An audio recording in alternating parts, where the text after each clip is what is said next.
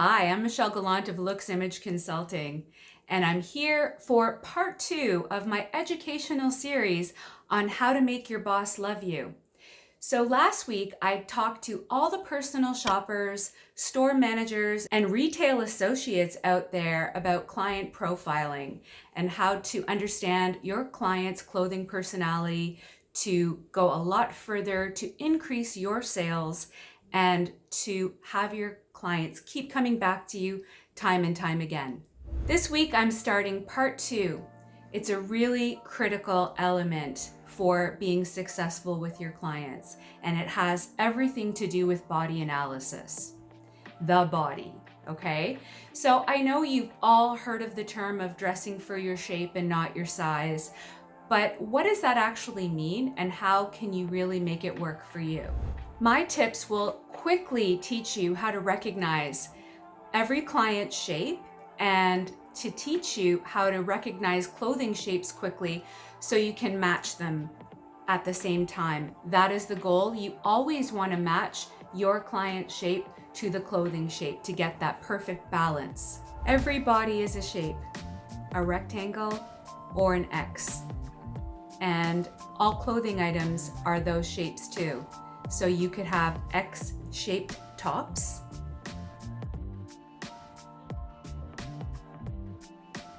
or rectangular shaped tops,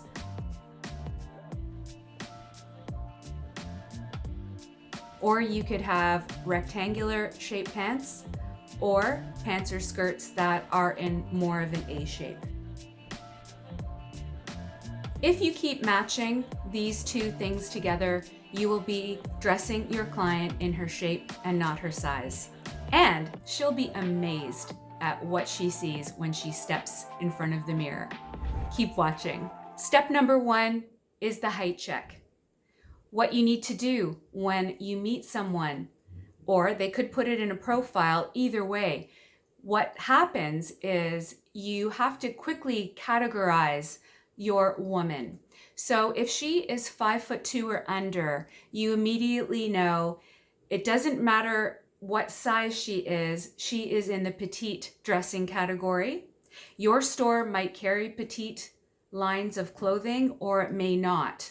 If it does not, you are probably going to perform much better with her if you steer away from dresses.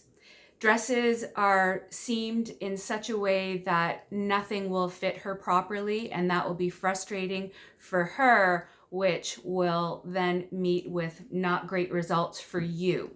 So what I suggest you do with this woman, if you don't have petites, is to put her in separates that are easy to dress her in. However, you probably want to let her know that the lengths of tops, of pants, and of sleeve lengths are easily adjustable, and I usually keep some pins handy at this point so I can quickly do an alteration and show her how much better it will look if you do that, and let her know that the alteration is quite inexpensive. If your store offers it, great. If not, it's inexpensive and quick and will make her look that much more put together. Now, the opposite holds true if your client is 5'7" or above, because that goes into the tall category.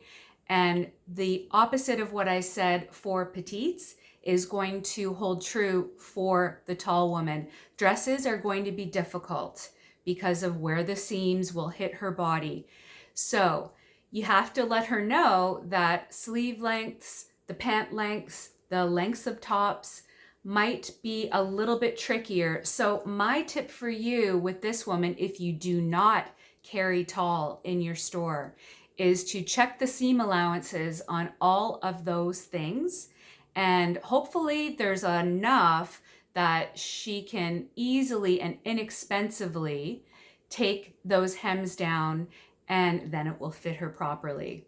So I hope that works well and is a good tip for you. Step number 2 is the torso check. I actually find that the torso on a woman's body is the critical element to how put together and how great she looks in clothes. So if you can, what I get every person to do is to first stand with her back to me. And if she's wearing a loose top, get her to just pull it in so you can see what's happening with her proportions from her shoulder to her waist to her hip, and see if one is bigger or more outsized than the other. So that helps from the back. From the front end, have her just stand facing you with her arms down and see again what's happening in the bust area and in the midsection. The torso check is really key for two reasons. Number one is how long her waist is. Is she long-waisted or short-waisted? Number two, is her midsection full? Really important to check as well. This is your best guide in how to dress your client in her shape, not her size. Now let's go back to number one, the short-waisted woman. What this actually means is that her rib cage is her waist. So you've got to match all the clothes with dressing and forming the rib cage and making sure it's a highlighted part of her body. If you do not, clothes will look sloppy and she'll probably feel a lot heavier if you try to fight that shape. You're going to do a lot better for a short-waisted woman with undersized crop jackets as layering pieces, empire waist tops and dresses, and you can also look for knit fabrics that have ruching in dresses and in tops. Again, do not fight her shape. You always need to match it. The woman with a long waist, I categorize as an X shape, or some people like to call this an hourglass shaped body. So what this means is that you want to always match that shape with the clothing you're putting on. What does that mean?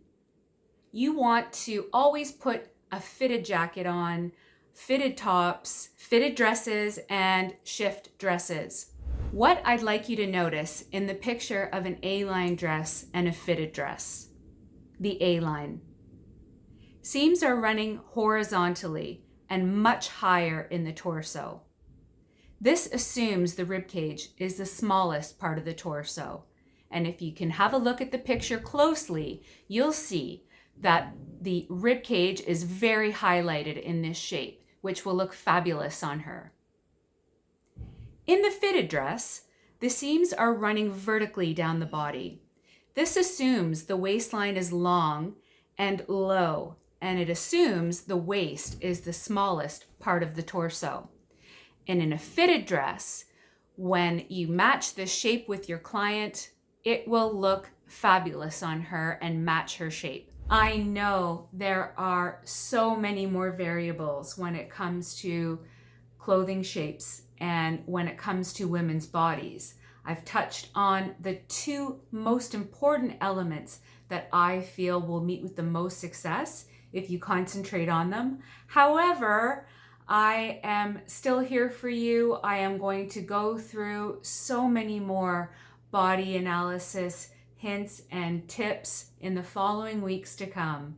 Thank you so much for watching part 2 of body analysis and how to make your boss love you for all you personal shoppers, store managers, and retail associates out there.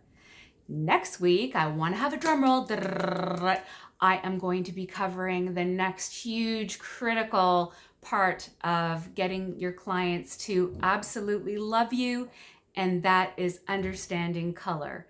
So I am going to be showing you my own personal process on how to really simplify color and get your clients looking fabulous in front of that mirror. If you have any questions about what you've watched on my videos so far, I'd be so happy to answer them. Please send me an email at looksimage.com. I can't wait to hear from you. If you want to like and subscribe, that would be awesome. And I hope you come back to me next week, and I can't wait to talk about color with you. Thank you so much.